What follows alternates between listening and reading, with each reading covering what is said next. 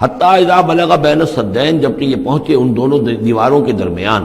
وجد من دونہما قوما، تو انہوں نے پایا ان دونوں کے ورے ایسے لوگوں کو، لا یکادون یفقہون قولا، یہ لوگ بھی ایسے تھے غیر متمدن، کیونکہ بات سمجھتے نہیں تھے، یعنی زبان ایسی ہوگی کہ جو ان کی سمجھ میں نہیں آ رہی تھی، لیکن یہ کہ کسی نہ کسی ذریعے سے انہوں نے اپنا ایک مطلب، اپنی ایک عرضداشت پیش کی۔ قالوا یا ذا القرنین، انہوں نے کہا کہ اے ذو القرنین، ان یاجوج و ماجوج مفسدون فی الارض،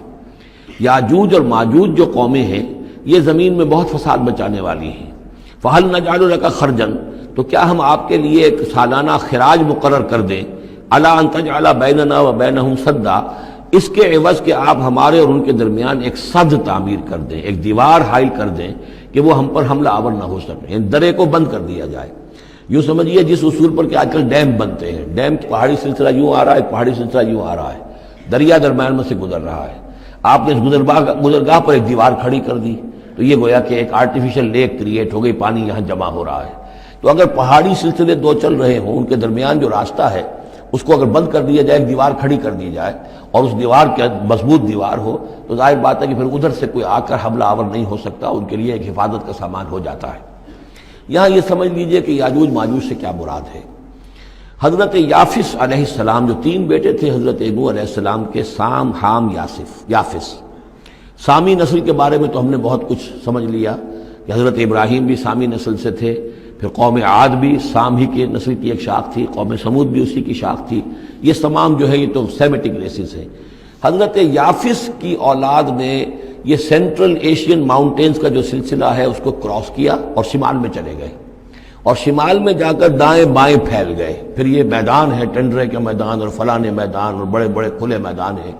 تو گویا کہ ایشیا کو درمیان میں جو سلسلہ کوہ تقسیم کر دیتا ہے، ایک شمالی حصہ ہے، ایک اس کے جنوبی حصہ ہے، یہ شمالی میں چلے گئے اور جا کر پھر پھیلنے میں وہ مشرق کی طرف آئے تو چین اور ہند چینی تک یہ ساری قومیں جو ہے یہ یلو ریسز، یہ انہی کی نسل سے ہیں۔ اور مغرب میں چلے تو روس، اور روس سے ہو کر روس کے ساتھ ملتا ہوا علاقہ ہے اسکینڈینیوین کنٹریز کے ساتھ، پھر وہاں سے وہ اتر کے اور یورپ کے بھی جو یہ مغربی ممالک ہیں، اینگلو سیکسنز جو ہیں، یہ بھی در حقیقت اسی سے اسکینڈینیوین کنٹریز سے اترے ہوئے لوگ ہیں۔ تو یوں سمجھ لیجئے کہ ویسٹرن یورپ اور ایسٹرن یورپ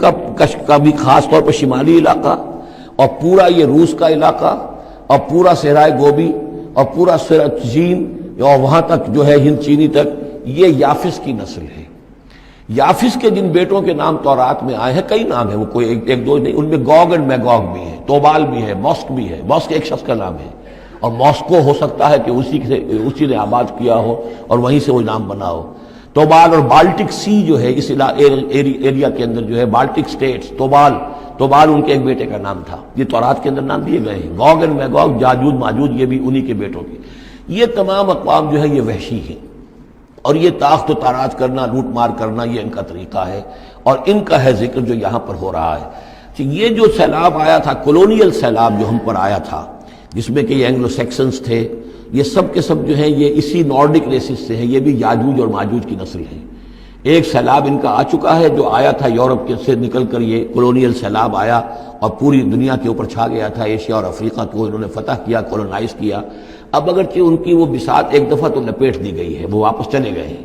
انڈائریکٹلی ہم پر حکومت کر رہے ہیں۔ ابھی ان کے جو ملٹی نیشنلز ہیں ان کے ذریعے سے، یا بینکوں کے ذریعے سے، IMF کے ذریعے سے، ورلڈ بینک کے ذریعے سے انڈائریکٹ حکومت ہے جو نیو ورلڈ آرڈر ہے۔ لیکن یہ ہے کہ ابھی ایک اور جو سیلاب ان کا آنے والا ہے وہ آتا ہے احوال قیامت کے معاملات میں۔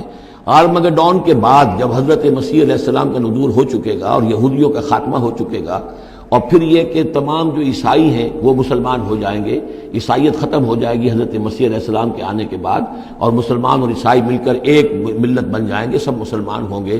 اس کے بعد آخری سیلاب پھر آنا ہے جو اس کے خلاف، وہ احادیث میں آتا ہے، پھر وہ یاجوج اور ماجوج کا ہوگا۔ اور میرے نزدیک یہ یاجوج اور ماجوج جو ہیں وہ ایسٹرن علاقے سے آئیں گے، چائنا وغیرہ سے، ہند چینی سے۔ آرمگڈون جو ابھی ہونی ہے فوری طور پر بڑی جنگ، اس میں یہ لوگ جو ہے بیٹھے رہیں گے، یہ جنگ میں حصہ نہیں لیں گے۔ یہ مڈل ایسٹ میں جنگ ہوگی، یورپین پاور ساری ہوں گی، کرسچین پوری طاقتیں ہوں گی، اور ادھر جو ہے مسلمان ہوں گے، اور حضرت مہدی جو ظاہر ہوں گے، جو اللہ تعالیٰ ایک عنایت کرے گا مسلمانوں کو لیڈر عرب کے اندر، وہ پیدا ہوں گے، مجدد ہوں گے، اور ان کے ذریعے سے عرب کے اندر ایک اسلامی حکومت بھی قائم ہوگی، لیکن ان کے لیے مدد کے لیے خراسان کے علاقے سے فوجیں آئیں گی، مشرق سے آئیں گی، اور یہ علاقہ جو ہے وہ ہے جو ہمارے قریب ہے اور ہم بھی اسی علاقے میں ہیں۔ اللہ تعالی ہمیں توفیق دے کہ یہاں وہ ہم پہلے اس نظام میں خلافت قائم کریں، تاکہ یہاں سے پھر فوجیں جائیں اور حضرت مسیح کے ساتھ ہو کر اور حضرت مہدی کے ساتھ ہو کر عیسائیوں اور یہودیوں کے ساتھ جنگ کریں، اور بالآخر پھر یہ کہ پوری دنیا میں اسلام کا بول بالا ہوگا۔ لیکن جب یہ ہو چکے گا، اس کے بعد ایک سیلاب پھر آئے گا یاجوج اور ماجوج کا۔ تو یہ چونکہ پوری ایک سلسلہ ہے، ایک نسلیں ہیں اس کے اندر بہت سی، تو ان میں چونکہ تفسیری اعتبار سے بہت سی باتیں جو ہے مختلف آراء بھی سامنے آئیں گی، تو میں نے جو رائے میری ہے وہ آپ کے سامنے بیان کر دی ہے۔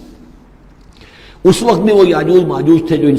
شمالی دروں سے آ کر حملے کرتے تھے۔ قالوا یا ذا القرنین ان یاجوج و ماجوج مفسدون فی الارض، وہ جو میں نے عرض کیا ہے کہ قیامت کے قریب بھی معاملہ ہوگا، یہ سورہ انبیاء کی آیات 97-98 ہیں۔ حتی اذا فتحت یاجوج و ماجوج وهم من کل حدب ینسلون واقترب الوعد الحق فاذا هی شاخصۃ ابصار الذین کفروا۔ اب زیادہ دور نہیں، ہم سورہ انبیاء بھی قریب ہی آ رہی ہے، انشاءاللہ وہاں اس کو ہم پڑھیں گے۔ تو دو جگہ قرآن مجید میں یاجوج اور ماجوج کا ذکر ہے، ایک یہ جو قریب قیامت میں ان کا جو ظہور ہونے والا ہے، ایک اس وقت کا معاملہ یہ چھوٹا سا تھا کہ جو ذوالقرنین کے سامنے آیا ہے۔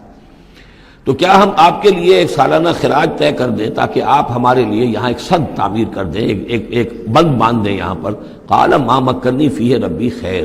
اب دیکھیے ان کا کردار، ان کا مجھے جو کچھ میرے رب نے دے رکھا ہے، دولت دے رکھی ہے، مال دے رکھا ہے، وہ بہت بہتر ہے اس سے کہ جو تم مجھے پیش کر رہے ہیں، مجھے خراج کی ضرورت نہیں ہے۔ ہاں تمہاری ایک ضرورت ہے، میں وہ پوری کر دیتا ہوں۔ فاعینونی بقوت، مجھے مین پاور فراہم کرو، باقی ساری سامان جو ہے میں فراہم کر لوں گا، لیکن بہرحال اس کو بنانے کے لیے، دیوار بنانے کے لیے اور دونوں پہاڑوں کے درمیان اتنی بڑی جو سد تعمیر کرنے کے لیے جو مین پاور چاہیے، اعینونی بقوت، تو محنت کے ذریعے سے، مین پاور کے ذریعے سے میری مدد کرو۔ اجعل بینکم و بینہم ردما، میں ان کے اور تمہارے درمیان ایک موٹی دیوار بنا دوں گا۔ آتونی زبر الحدید، لاؤ میرے پاس تختے لوہے کے۔ حتی اذا ساوا بین الصدفین، یہاں تک کہ جب دونوں جو اونچانے تھیں اس کے درمیان کا پورا علاقہ پر ہو گیا، بھر گیا، وہ لوہے کے تختے جو ہیں اس کے اندر بھرے جا رہے ہیں۔ حتی اذا ساوا، برابر کر دیا دونوں پھانکوں تک پہاڑ کی، قال انفخوا، اب ان کا کہ آگ جلاؤ اس کے نیچے، وہ دہکا دی بھٹی جس سے کہ اب وہ لوہا گرم ہوا اور لوہے کی تختے جو ہیں وہ گرم ہو گئے۔ حتی اذا جعلہ نارا، جبکہ وہ سارے کے سارے لوہے کے جو تپ گئے خود اور سرخ ہو گئے۔ قال آتونی افرغ علیہ قطرہ، تو کہا لاؤ میرے پاس پگھلا ہوا تانبا کہ میں اس کے اوپر انڈھیل دوں۔ تو اس طریقے سے گرین فورس کنکریٹ سے بھی 10 گنا سمجھیے مضبوط شے انہوں نے بنا دی کہ اس میں لوہا اور پھر لوہا سیسا یا تانبا پلایا ہوا، تو اس طریقے سے ایک بڑی مضبوط دیوار قائم کر دی۔ اس دیوار کے جو آثار اب بھی موجود ہیں، دیوار تو موجود نہیں ہے، یہ داریال اور دربند کے درمیان یہ کشادہ راستہ ہے اب بھی، یہ ویسٹ کوسٹ جو ہے کیسپین کا، اس کے ساتھ اس کی لمبائی 50 میل اور اس کی اونچائی 29 فٹ اور 10 فٹ چوڑی یہ دیوار تھی جو اس وقت بنی ہے۔ یعنی جس طریقے سے کہ بنتے ہیں بڑے بڑے بند، ان سے بھی بڑی یہ تھی سد تعبیر کی گئی۔ السد العالی کہلاتا ہے اسوان ڈیم جو ہے، جو مصریوں نے بنایا تھا، بہت بڑا ڈیم، السد العالی، اونچی دیوار۔ تو ہمارے ہاں یہ تربیلا اور منگلا یہ سب کیا ہے، یہ اسی طرح کے ڈیم ہیں کہ پہاڑی سلسلے آ رہے ہیں، دریا جا رہا تھا، وہاں آپ نے دیوار کھڑی کر دی، پانی رک گیا اور وہ جھیل بن گئی۔ فَمَسْتَعُوا يَظْهَرُوهُ، تو انہوں نے کہا کہ اب یہ لوگ نہ تو یہ اس کے اوپر سے آ سکیں گے، اس کو نہ چڑھ سکیں گے، وَمَسْتَطَاعُوا لَهُ نَقْبًا، نہ اس میں کوئی سوراخ لگا سکیں گے، نقب لگا سکیں گے۔ قَالَ هَذَا رَحْمَةٌ مِّن رَّبِّي، یہ سب اتنا بڑا کارنامہ کر کے بھی انہوں نے کہا یہ سب رحمت ہے میرے رب کی طرف سے، میرا کوئی کمال نہیں، یہ سب اللہ کی طرف سے ہے۔ فَإِذَا جَاءَ وَعْدُ رَبِّي، اور جب میرے رب کا وعدہ آئے گا، جَعَلَهُ دَكَّا، وہ اس پوری دیوار کو جو ہے ریزہ ریزہ کر دے گا، ختم ہو جائے گی دیوار۔ اب وہ دیوار وہاں موجود نہیں ہے، وہ ختم ہو چکی ہے امتداد زمانہ سے، اب اس کے کوئی آثار باقی نہیں رہے، بس آثار معلوم ہو جاتے ہیں کہ یہاں وہ دیوار ہوتی تھی جس سے یہ میں ڈائمنشنز آپ کو دیے ہیں۔ وَكَانَ وَعْدُ رَبِّي حَقًّا، اور میرے رب کا وعدہ جو ہے وہ حق ہے، سچ ہے، پورا ہو کر رہے گا۔ وَتَرَكْنَا بَعْضَهُمْ يَوْمَئِذٍ يَمُوجُ فِي بَعْضٍ، اب جب یہ وقت آئے گا اللہ تعالیٰ کا قیامت کا وقت، تو ہم چھوڑ دیں گے اس روز ان کو، یہ ایک دوسرے میں گتھم گتھا ہو جائیں گے۔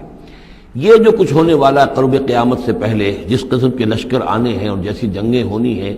اور یہ جو یاجوج ماجوج جب آئیں گے تو آتا ہے احادیث کے اندر کہ پورے دریا اور پورے سمندر پی جائیں گے، ہر چیز کھا جائیں گے. اور یہ معلوم ہوتا ہے کہ یہ چینیوں کے ہاں تو خاص طور پر سانپ بچھو جو شے ہو، کتا بلی، ہر شے چٹ کر جاتے، کوئی شے نہیں چھوڑتے. اور میں سمجھتا ہوں کہ شاید آدم خور بھی ہو یہ کہ کسی وقت میں جب ان کو ضرورت پڑے تو آدمی کو بھی کھا جائیں، تو کتے کو، بلی کو، سانپ کو، بچھو کو، ہر چیز کو کھا جاتے.